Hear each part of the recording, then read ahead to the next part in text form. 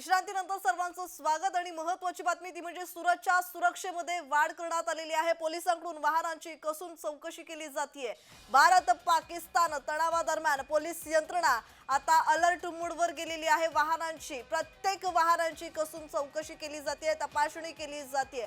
Police यंत्रणा alert मोडवर गेलेली आहे। सुरतच्या सुरक्षेमध्ये वाढ करण्यात आलेली आहे। आताची सर्वात महत्त्वाची बातमी, भारत आणि पाकिस्तान मधला संघर्ष वाढताना दिसतोय आणि याच पार्श्वभूमीवर भारताच्या प्रत्येक राज्यात, प्रत्येक जिल्ह्यात, प्रत्येक शहरात आता नाकाबंदी करण्यात येते। पोलीस यंत्रणा अलर्ट मोडवर गेली आहे। पुलिस 24/7 पेट्रोलिंग कर रही है। जहाँ के जो बड़ी कंपनी के सिक्योरिटीज है उसके साथ भी संकलन किए हुए हैं, वहाँ हमने मोर्चे भी लगाए हुए हैं। उसके अलावा हमारी जो सरकार गवर्नमेंट बोट है उससे हम सतत पेट्रोलिंग कर रहे हैं, जिसमें सशस्त्र जवान रखे हुए हैं। उसके अलावा जो अदानी पोर्ट की जो बोट्स है उसमें भी हमने हमारे जवान, सुरक्षा जवान उस पर रखे हुए हैं।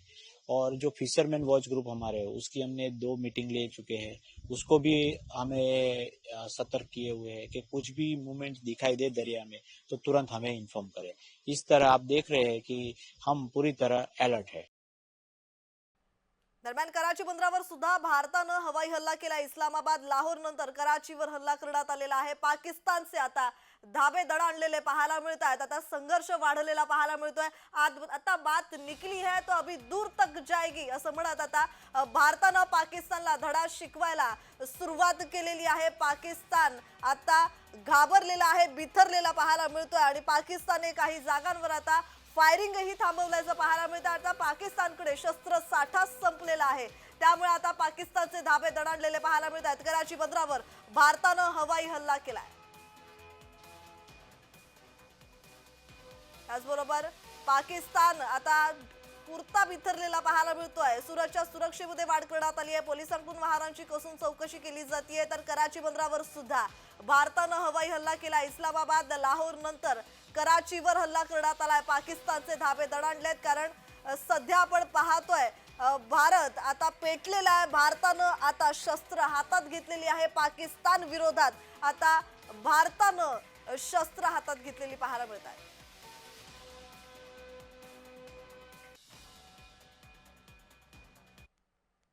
तर आपल्यासोबत निवृत्त लष्कर अधिकारी सतीश ढगेजी जोडले गेलेले आहेत। तर ढगेजी, माझा आवाज तुमच्यापर्यंत पोहोचतोय?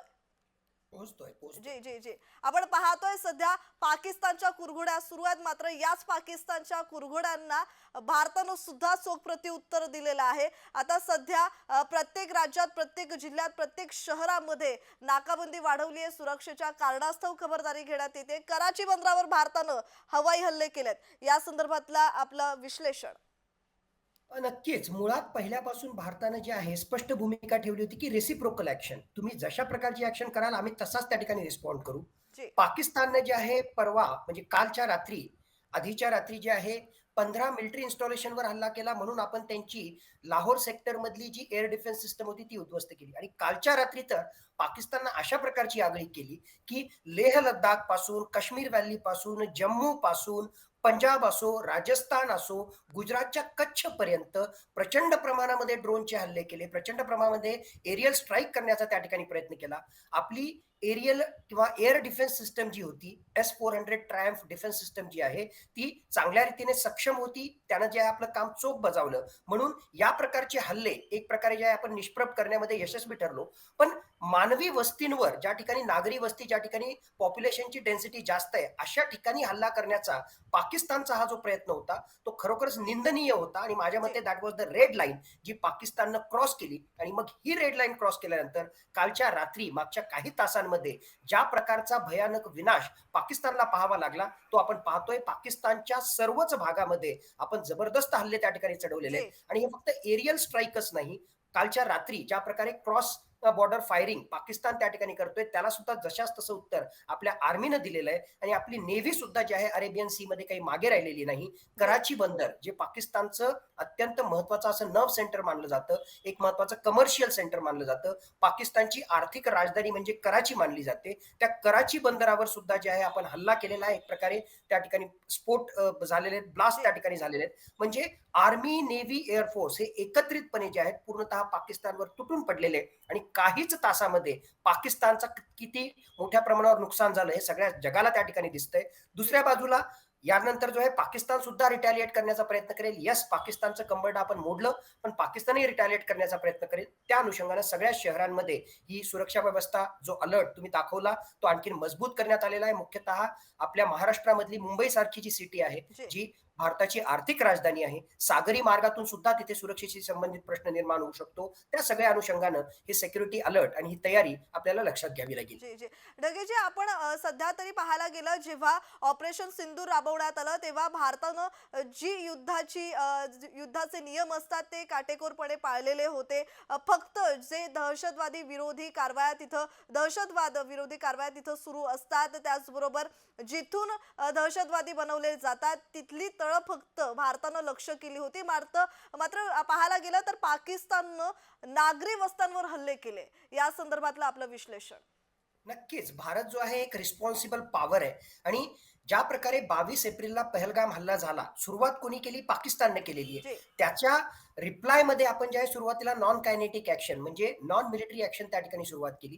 ज्यावेळेस आपण मिलिटरी ऍक्शन घेतली त्यावेळेस सुद्धा अत्यंत पिन पॉइंटेड आपल्या सगळ्या माहितीच्या आधारावरच, इंटेलिजन्स इनपुटच्या आधारावरच आपण हे 9 वेगवेगळ्या प्रकारचे जे टेररिस्ट हाईडआउट्स होते त्याला आपण कंट्रोल करण्याचा किंवा त्याला आपण अटॅक करण्याचा प्रयत्न केला. पण यामध्ये विशेष काळजी घेतली की कुठलंही कोलॅटरल डॅमेज होऊ नये, सामान्य लोकांचं त्या ठिकाणी नुकसान होऊ नये. एका जी बाजूला ही काळजी आपण पूर्णतः घेतली आणि फक्त त्याच अनुषंगाने आपण ऍक्शन केली. तर दुसऱ्या बाजूला जर आपण कन्सिडर केलं तर पाकिस्ताननं मागच्या 2 दिवसामध्ये आपल्याला स्पष्टपणे दिसतंय की नागरी वस्त्यांना त्या ठिकाणी टार्गेट करण्याचा प्रयत्न करतोय. ज्या ठिकाणी जास्तीत जास्त पॉप्युलेशन डेन्सिटी आहे त्यांना टार्गेट करण्याचा प्रयत्न करतोय. म्हणजे पाकिस्तान जो आहे आंतरराष्ट्रीय नियमांची त्याला काहीच चाड नाहीये आणि पाकिस्तान जो आहे तो घाबरलेला आहे. पाकिस्तान जो आहे भारताच्या लष्करासमोर उभा राहू शकत नाही हे त्यालाही त्या ठिकाणी माहित आहे आणि म्हणूनच अशा प्रकारचे जे आहेत खऱ्या अर्थानं भ्याड हल्ले पाकिस्तान करतोय असं जर आपण म्हटलं ते चुकीचं ठरू नये. मी भ्याड हल्ले हा शब्द यासाठी वापरतोय जी की लष्कराचा लष्कराशी सामना झाला आणि त्यामध्ये जे आहे कोणाचं नुकसान झालं तर आपण समजू शकतो कारण हा लढा आहे. पण तुम्ही जे आहे जे निहत्ते निशस्त्र अशा प्रकारचे सामान्य नागरिक आहेत त्या बॉर्डर विलेजेस मधल्या सामान्य नागरिकांवर हल्ला करत असाल, पूंछ मधल्या गुरुद्वारावर प्रार्थना करणारे शीख बांधव जे आहेत त्यांच्यावर हल्ला करत असाल तर हा कुठला आंतरराष्ट्रीय नियम, ही कुठली जी मानवता आणि हा कुठला धर्मासाठीचा लढा? जी जी जी पाहायला गेलं तर ढगेजी, आपण पाहतोय सध्या भारत आणि पाकिस्तानातला तणाव हा वाढताना दिसतो आणि वारंवार पाकिस्तान आतापर्यंत खोटं बोलत आलेला आहे की आम्ही दहशतवादाला पोसत नाहीये. मात्र वारंवार हाच खोटारडेपणा त्यांचा उघड होताना दिसलेला आहे. या संदर्भातलं आपलं विश्लेषण. आणखीन कुठलं दहशतवादाला पोचणं त्यांना पाहिजे एवढं सगळं तर जे आहे प्रूफ त्या ठिकाणी आहेच आहे. पण आता कालचंच उदाहरण त्या ठिकाणी आपण घेऊ की ज्यावेळेस आपण 9 टेररिस्ट हाईडआउट्सवर हल्ला केला आणि त्यामध्ये जे जे ऍक्टिव्ह टेररिस्ट आहेत त्यांना आपण मारलं तर पाकिस्ताननं त्याच्यानंतर कांगावा काय केला? पाकिस्ताननं सांगितलं की हो भारताचे हल्ले झाले पण आमच्या निष्पाप सिव्हिलियनचा त्या ठिकाणी बळी गेला, आमचे जे आहेत सामान्य नागरिक मारले गेले. बरं, जर सामान्य नागरिक मारले गेले असतील तर या सो कॉल्ड सामान्य नागरिकांच्या साठी तुम्ही पाकिस्तानच्या ध्वजामध्ये त्यांना जे आहे गुंडाळून एक प्रकारे त्यांचा दफनविधी करणं हे तुम्ही प्रत्येक सामान्य नागरिकासाठी करता का? प्रत्येक सामान्य नागरिकाच्या दफनविधीसाठी तुमचे इन्स्पेक्टर जनरल लेवलचे जे पोलीस अधिकारी आहेत ते त्या ठिकाणी असतात का? सामान्य नागरिकाच्या अंत्यविधीसाठी तुमचे लष्कराचे सिनियर ऑफिसर्स त्या ठिकाणी प्रेझेंट असतात का? सामान्य नागरिकाच्या अंत्यविधीसाठी त्या ठिकाणी वेगवेगळ्या इस्लामिक दहशतवादी संघटनांचे जे म्होरके आहेत ते त्या ठिकाणी असतात का? हे सगळे पिक्चर्स, ही सगळी चित्र, हे सगळ्या लाईव्ह फीड जे आहेत सगळ्या जगासमोर त्या ठिकाणी गेलेले आहेत आणि यावरून स्पष्टपणे होतं की अगोदर पासून जे आहे तुम्ही दहशतवादाला पाठिंबा देताय, पण जी ही चित्र जी आहेत ती बोलकी आहेत आणि हीच चित्र जगासमोर गेलेली आहेत. कालच्या पत्रकार परिषदेमध्ये सुद्धा प्रूफ सहित या चित्रांसहित आपल्या मिनिस्ट्री ऑफ एक्सटर्नल अफेअर्सनं ब्रीफिंग मध्ये सांगितलं की हे सिव्हिलियनशी संबंधित, सो कॉल्ड सिव्हिलियनशी संबंधित अशा गोष्टी त्या ठिकाणी जर होत असतील तर हे स्पष्टपणे दिसतं की दहशतवादाला इतकं झाल्यानंतर सुद्धा किती मोठ्या प्रमाणावर पाठिंबा हा पाकिस्तान देतोय आणि जी माझ्या मते खऱ्या अर्थानं ते त्यांच्यासाठी सिव्हिलियन नाहीच आहे. पाकिस्तानच्या लष्करानं आतापर्यंत जो भारताविरुद्ध लढा पुकारला, तर 3 युद्धांमध्ये जे आहे त्यांची सपशेल हार झाली आणि जी म्हणूनच त्यांनी दहशतवादाचा मार्ग त्या ठिकाणी अवलंबला. जी त्यांचे दहशतवादी हेच खरे त्यांचे सोल्जर्स आहेत आणि हेच सो कॉल्ड दहशतवादी मारल्या गेल्यामुळे, त्यांचे सोल्जर्स मारल्या गेल्यामुळे अशी ही मागणी त्या ठिकाणी होते जी यांच्यातर्फे, की त्यांना जो आहे शहीदाचा दर्जा द्यावा. यावरून जी जी जी स्पष्ट होतं, की पाकिस्तान दहशतवादाला सपोर्ट करत आलेला आहे आणि आता सुद्धा करतोय. जी, जी. नक्की जी माझा शेवटचा तुम्हाला प्रश्न एक आहे, की जेव्हा तुम्ही बोलल्याप्रमाणे पाकड्यांकडून जेव्हा पत्रकार परिषद घेण्यात आली, तेव्हा त्यांनी म्हटलं, की आमचे निष्पाप जीव, निष्पाप बळी गेलेले आहेत. जेव्हा पर्यटकांवर हल्ला करण्यात आला, ते निष्पाप नव्हते का त्यांच्यासाठी? हा सवाल उपस्थित होताना दिसतोय. कारण पाकड्यांकडून सातत्यानं हाच कांगावा करण्यात येतोय. 22 एप्रिलला जो हल्ला झाला तो खरोखरच निशस्त्र जे होते, ज्यांच्या हातामध्ये काहीही नव्हतं, जे टुरिझमसाठी त्या ठिकाणी आले होते, त्यांच्यावर त्या ठिकाणी हल्ला केला होता. एवढंच नाही, हा हल्ला झाल्यानंतर ज्या प्रकारची कायनेटिक ॲक्शन आपण करतोय आणि एक प्रकारचा लढा, एक प्रकारची युद्धसदृश परिस्थिती निर्माण झाली होती. त्यामध्ये सुद्धा जे आहे मागच्या 2 आठवड्यामध्ये पाकिस्तान क्रॉस बॉर्डर फायरिंगच्या माध्यमातून बॉर्डर विलेजेसमधल्या निष्पाप नागरिकांना त्या ठिकाणी टार्गेट करतोय. एवढंच नाही, आपण हल्ला केल्यानंतर ज्या प्रकारचे हल्ले केले त्यामध्ये भारतातल्या 16 निष्पाप नागरिकांचा त्या ठिकाणी जीव गेला, ज्यामध्ये गुरुद्वारामध्ये प्रार्थना करणारे ग्रंथी त्याचबरोबर शीख बांधव सुद्धा होते. मग हे खऱ्या अर्थाने जे आहेत भारताच्या निष्पाप लोकांचा या ठिकाणी बळी गेलेला आहे, हे खरे निष्पाप आहेत. ते कसले निष्पाप? ज्यांच्या हातामध्ये बंदुका आहेत, जे त्या ठिकाणी जी, टेररिझमची ट्रेनिंग घेत आहेत. असे लपून बसलेले या टेररिस्ट हाईडआउट मधले जे दहशतवादी होते, त्या दहशतवाद्यांना आम्ही टिपण्याचं काम त्या ठिकाणी केलेलं आहे. पण जी. पाकिस्तान हे समजणार नाही. समजलं तरी जो आहे तो त्या प्रकारे सांगणार नाही. कारण पाकिस्तानचा कांगावा हा मुळातच दहशतवादाला सपोर्ट करण्याचा मागच्या जी. कित्येक दशकांपासून राहिलेला आहे आणि म्हणूनच अशी भूमिका घेताना तो स्पष्टपणे आपल्याला दिसतोय. धन्यवाद ढगेजी तुम्ही केलेल्या या विश्लेषणासंदर्भात. आणि आता आपण दुसरी बातमी वळतोय, की देशभरात सतर्कतेचा इशारा देण्यात आलाय. भारत आणि पाक तणावाच्या पार्श्वभूमीवर सतर्कता बाळगण्यात येते. पुण्यातही सुरक्षा यंत्रणा अलर्टवर गेलेली आहे. दगडूशेठ हलवाई गणपती मंदिराबाहेर सुद्धा अलर्ट जारी करण्यात आलेला आहे. आताची सर्वात महत्त्वाची बातमी, भारत पाक तणावाच्या पार्श्वभूमीवर सतर्कता बाळगली जातीये. पुण्यात सुद्धा सुरक्षा यंत्रणा वाढवण्यात आलेली आहे. पुण्यातही सुरक्षा यंत्रणा अलर्ट मोडवर गेली आहे. आणि याचाच आढावा घेतलेला आहे आमचे प्रतिनिधी रोहन कदम यांनी. पाहूयात.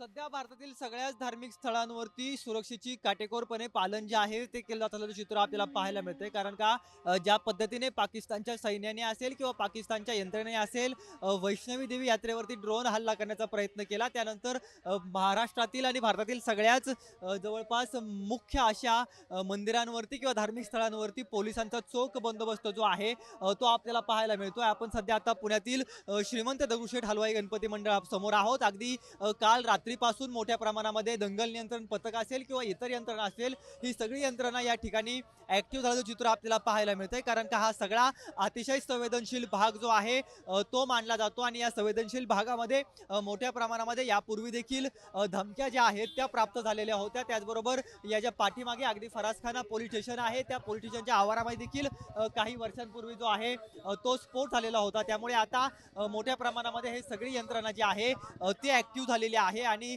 भविष्यामध्ये कोणत्याही प्रकारचा धोका जो आहे तो होऊ नये, भविष्यामध्ये कुठल्याही प्रकारची निष्काळजीपणा जो आहे तो ठरू नये, त्यामुळे अशा प्रकारची काळजी घेतली जाते. अगदी रात्रीपासून दंगल नियंत्रण पथक जे आहे ते या ठिकाणी दाखल झालेलं आहे. तर इतर पोलीस बंदोबस्त असेल किंवा बंदोबस्तातील पोलीस यंत्रणा असेल, ही सगळीजण या ठिकाणी चोख बंदोबस्त जो आहे तो ठेवताना आपल्याला पाहायला मिळत आहेत. कॅमेरा पर्सन दीप मिश्रासह रोहन कदम, जय महाराष्ट्र न्यूज, पुणे. दरम्यान पाकिस्तानच्या पेशावरमध्ये धमाका झालेला आहे. स्फोटामुळे पेशावर शहर हादरलेलं आहे. पाखड्यांकडून भारताच्या काही शहरांवर हल्ले करण्याचा प्रयत्न करण्यात आला आणि त्यानंतर भारतानं सुद्धा चोख प्रत्युत्तर द्यायला सुरुवात केली. भारतानं सुद्धा पाकिस्तानच्या 16 शहरांवर धमाके केलेले आहेत. स्फोटामुळे पेशावर शहर हादरलेलं पाहायला मिळत आहे.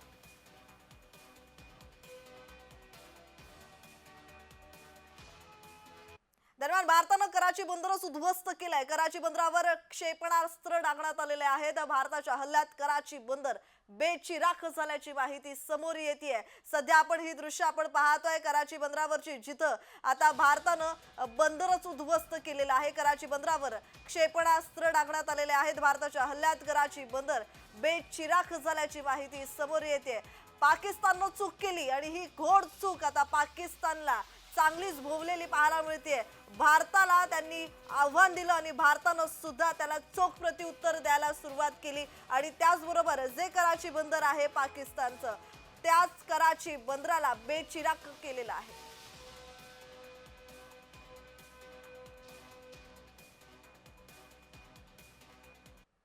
आता पाकड्यांना कसं मारण्यात आलं, पाकड्यांना कसं शोधून शोधून ठेचण्यात आलंय पाहूयात. पाकिस्तानच्या कुरापती सुरूच आहेत.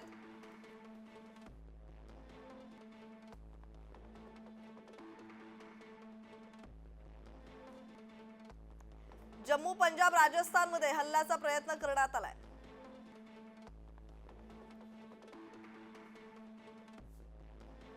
पाकचे सर्व प्रयत्न भारतानं हाणून पाडलेत.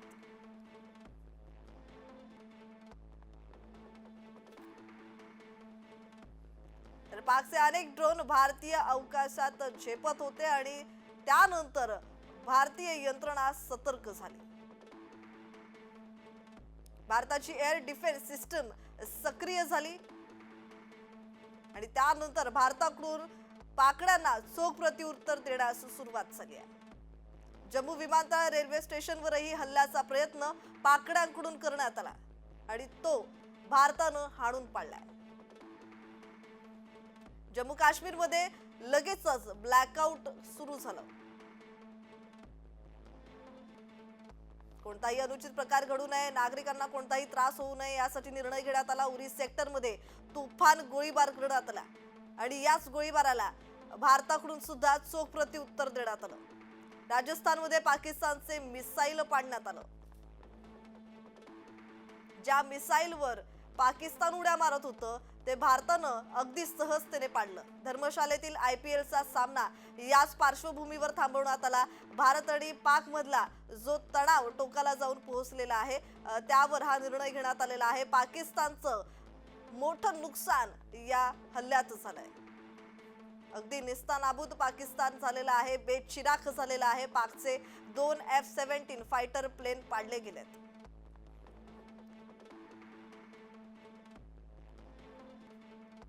त्याचबरोबर राजनाथ सिंग यांनी महत्वाची बैठक बोलावली ज्यात सुरक्षेचा आढावा घेण्यात आला आणि पुढची भारताची काय रणनीती असेल या संदर्भात चर्चा. राजौरीत पाकचे 2 ड्रोन पाडले गेले.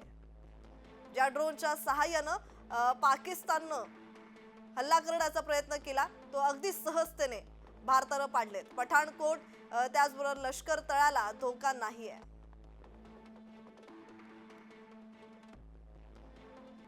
भारतानंही पाकला थेट प्रत्युत्तर दिलेलं आहे.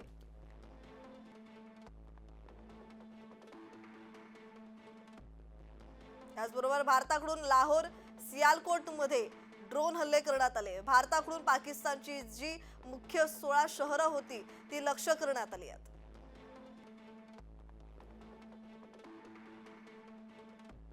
दरम्यान पाकिस्ताननं गुजराती मच्छीमारांच्या बोटी घेतल्या ताब्यात, तर बोटी ताब्यात घेऊन मच्छीमारांना सोडून दिलंय. पाकिस्तान हल्ल्यात गुजराती मच्छीमारांच्या बोटी वापरण्यात आल्याची शक्यता वर्तवण्यात येते. आताची सर्वात महत्त्वाची बातमी आपण पाहतोय. पाकिस्ताननं गुजराती मच्छीमारांच्या बोटी ताब्यात घेतल्या. बोटी ताब्यात घेऊन मच्छीमारांना सोडून दिलंय. पाकिस्तान हल्ल्यात गुजराती मच्छीमारांच्या बोटी वापरल्या जाण्याची शक्यता वर्तवण्यात येते. दरम्यान जम्मू काश्मीरमध्ये जोरदार गोळीबार करण्यात आला. भारताची जगवार विमानानं एअर पेट्रोलिंग तर भारतीय सैन्याचं POK मध्ये जोरदार हल्ले. भारत पाकिस्तानमध्ये 60 किलोमीटर आत घुसलेला आहे. पाकिस्तानमध्ये भारतानं घुसून मार केलेला आहे, घरात घुसून मारलेला आहे. आपण पाहतोय भारताची जगवार विमानानं एअर पेट्रोलिंग सुरू आहे. भारताकडून पाकिस्तानी डिफेन्स उद्ध्वस्त करण्यात आलेले आहे. JF-17 आणि F-16 फायटर जेट पाडल्याची माहिती समोर येते. भारतीय हवाई दलाकडून पाकची 70हून अधिक क्षेपणास्त्र उद्ध्वस्त करण्यात आलेली आहेत. S-400 एअर डिफेन्स सिस्टमनं पाकचा हवाई हल्ला परतवलाय.